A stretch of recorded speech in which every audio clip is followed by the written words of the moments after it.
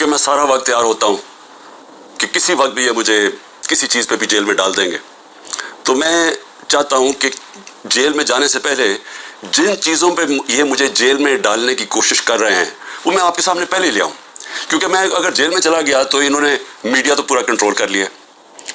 जो बड़े बड़े लोग थे जो मीडिया की आज़ादी के जिहादी बने हुए थे वो आज चुप करके बैठे हुए हैं और आराम से एक सरकारी मीडिया बन चुके हैं सारी प्राइवेट चैनल्स। तो मुझे किसी ने सुनना नहीं है। एक दफ़ा मैं अंदर चला गया जेल में, तो लिहाजा ज़रूरी ये है कि मैं आपके सामने पहले ही चीज़ें रख दूँ। जो ये कोशिशें हो रही हैं और बड़ी तेज़ी से कोशिशें हो रही हैं कि जेल में चला जाए केयरटेकर गवर्नमेंट के आने से पहले, तो मैं सबसे पहले साइफर का ज़रा मैं आप सबके सामने रख दूँ कि असल में इनको ये समझ नहीं आई कि जितनी साइफर के ऊपर बात होगी, ये जितने भी पावर में बैठी हुई हैं पीडीएम के लीडर्स और जो पुराने आर्मी के चीफ जनरल बाजवा, ये जितनी भी साइफर के ऊपर तहकीकात होंगी इनके ऊपर उंगलियां आएंगी। मजलूम तो मैं था और मेरी गवर्नमेंट थी। हमारी गवर्नमेंट गई, जैसे साइफर आया उसके अंदर बार बार मैं बता रहा हूं कि एक अमेरिकी ऑफिशियल डोनाल्ड लू हमारे एम्बेसडर को कहता है, असद मजीद को, वॉशिंगटन में, कि इमरान खान को तुमने वोट ऑफ नो कॉन्फिडेंस में हटाना है, अगर ना हटाया तो पाकिस्तान के लिए मुश्किलात होंगी। और अभी वोट ऑफ नो कॉन्फिडेंस नहीं आई थी, ये गालिबन 6 मार्च था। अगले दिन वोट ऑफ नो कॉन्फिडेंस आ जाती है, टेबल हो जाती है असेंबली में, और उसके बाद फिर जो सारा वो कहते हैं ना rest is history, Aahista Aahista क्या बड़ी जल्दी हमारे लोग भी नाराज़ हो जाते हैं, बैक बेंचर्स भी कहते हैं हम छोड़ रहे हैं, हमारे जो इत्तेहादी है वो भी छोड़ना शुरू हो जाते हैं। तो वो साइफर किसके लिए पैगाम था? वो पैगाम उसी के पास था ना जिसके पास पावर थी, जिसके पास एजेंसीज थी, जो इन सबको भेड़ बकरियों की तरह उधर ले जा सकता था दूसरी तरफ और गवर्नमेंट करा सकता था, वो जनरल बाजवा था। तो मैंने बड़ी कोशिश की तब भी कि इसके ऊपर तहकीकात हो।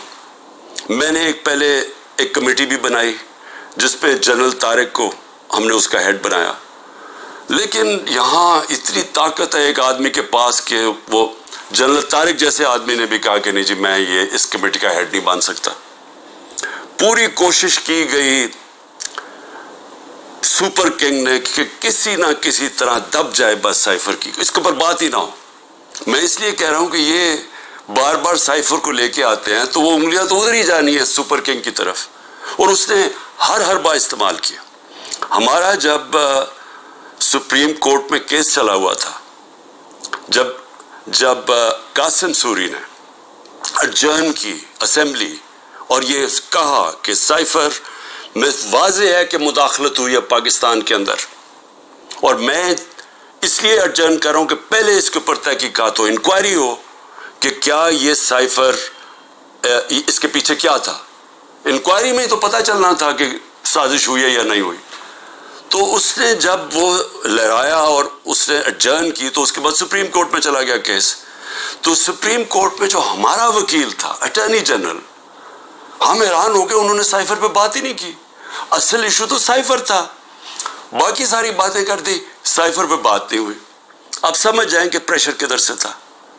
प्रेशर तो सुपर किंग के पास इतने ज्यादा हथियार है प्रेशर्स डालने के लिए, तो वो जो केस हमारा था वो केस ही नहीं लड़ा गया। नईम बुखारी जो हमारे जो असद कैसर के वकील थे, उन्होंने कहा कि अटॉर्नी जनरल ने तो मेरा केस ही खत्म कर दिया, क्योंकि उन्होंने साइफर के ऊपर बात की।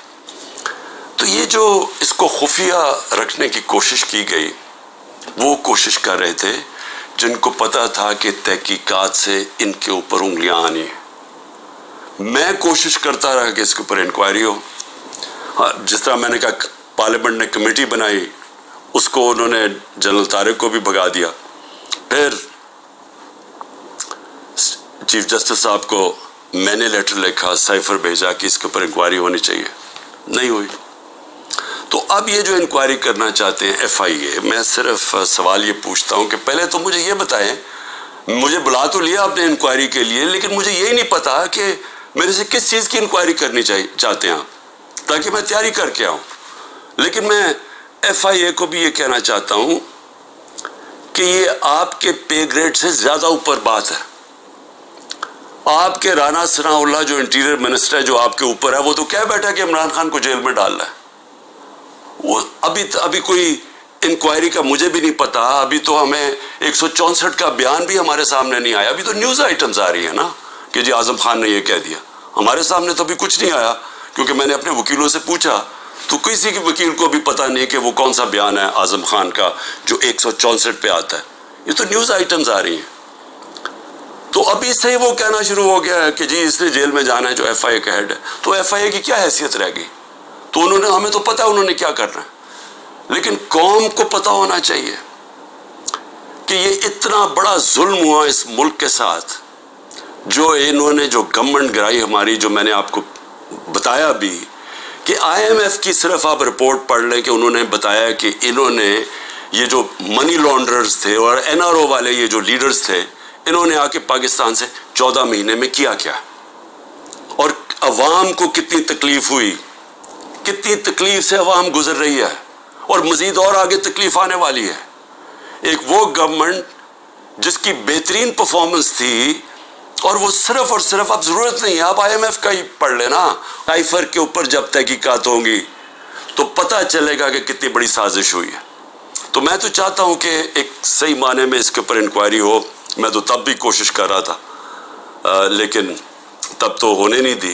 تو اللہ کرے کہ اس میں سے ہی کچھ چیز نکلائے. لیکن یہ FIA نہیں کر سکتی کہ وہ تو کنٹرولڈ ہے انہی لوگوں سے جو انہوں نے فائدہ اٹھایا یہ سازش سے. دوسری چیز ہے, اب 2 اور میرے اوپر نیب کے کیسز ہیں. ایک ہے القادر.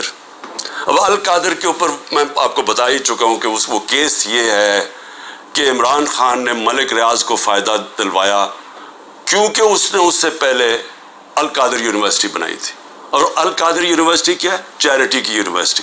چیریٹی کا مطلب یہ کہ سیرت نبی کے اوپر جو ہمارا جو آئیڈیا ہے کہ لوگ لیڈرز نکلے نبی صلی اللہ علیہ وسلم کی سیرت کے اوپر چل کے جو دنیا کے سب سے بڑے لیڈر تھے, اس کے اوپر ایک بیس کیا کہ کوشش کی کہ اس ملک کے اندر سمجھ تو آئے. اور پھر صوفیزم, اتنے زیادہ لوگ بڑے بڑے ہمارے صوفی جو لیڈرز تھے, لیڈرز میں کہوں گا ان کے بہت بڑے لوگ آج بھی عرس پہ لاکھوں لوگ آتے ہیں. ان کے کلام کا پتہ تو چلے, لوگ آ کے چلے جاتے ہیں, یہ تو پتہ چلے کہ وہ پیغام کیا دینے آئے تھے. تو ایک تو یہ اور پھر دوسری ٹیکنالوجی. یہ مقصد تھا. اور سارے آج القادر میں مفت پڑھ رہے ہیں, سارے غریب گھرانوں کے ہیں اور وہ یونیورسٹی چل رہی ہے.